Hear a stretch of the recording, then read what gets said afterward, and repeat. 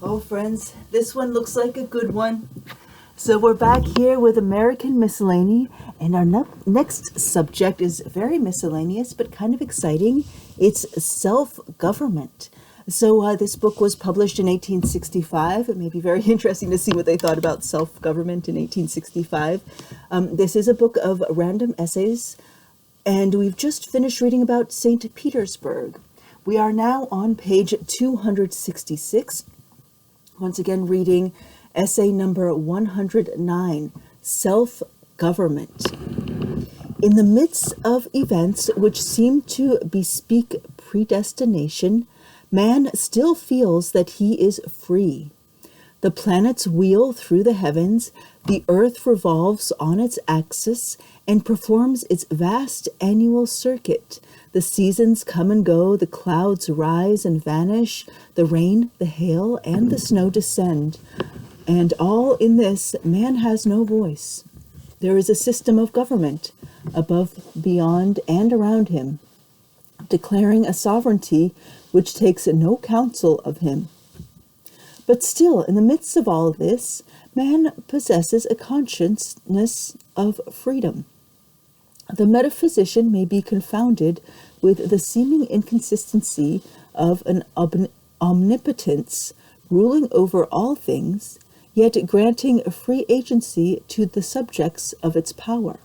But common sense does not puzzle itself with an attempt to discover the precise point at which these seeming principles of opposition may clash or coalesce.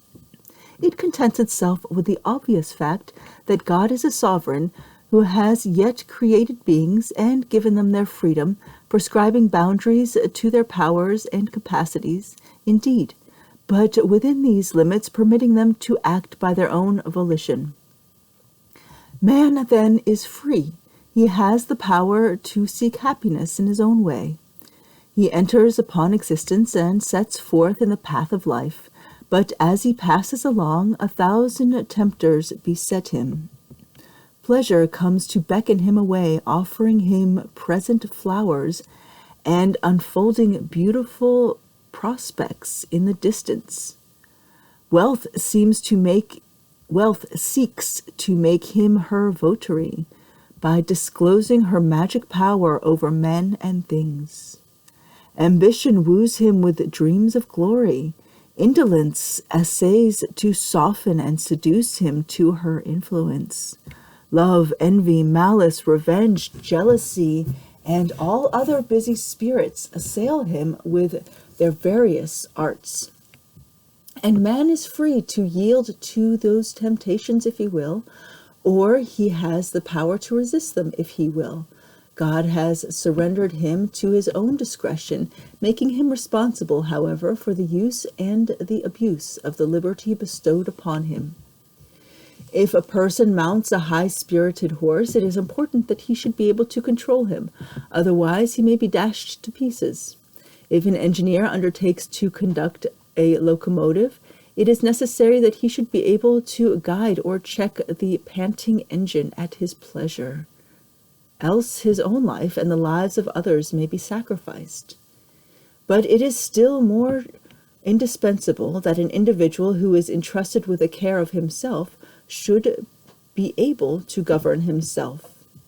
This might seem a very easy task, but it is one of the most difficult that we are called upon to perform.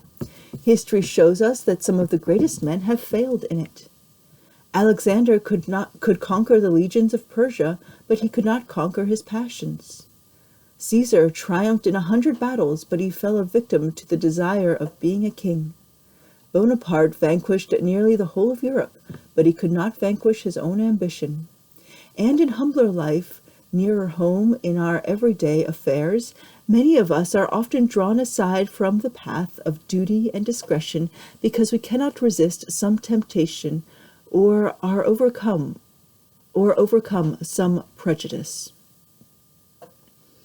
If we consider that self-government requires two things, first, whenever we are tempted to deviate from the path of rectitude or to act imprudently, or whenever we are tempted to neglect any duty, that we should possess and exercise the power to check ourselves in the one case, and to compel ourselves to the required action in the other, we shall see that it is the great regulator of conduct, the very balance wheel of life. Without it, a person is almost sure to miss happiness. However great may be his gifts, however high his fortune, with it the humblest individual may command not merely the world's wealth, but the world's respect, and, what is better, peace of mind, and the consciousness of heaven's approbation. If parents would not trust a child upon the back of a wild horse without bit or bridle, let them not permit him to go forth into the world unskilled in self-government.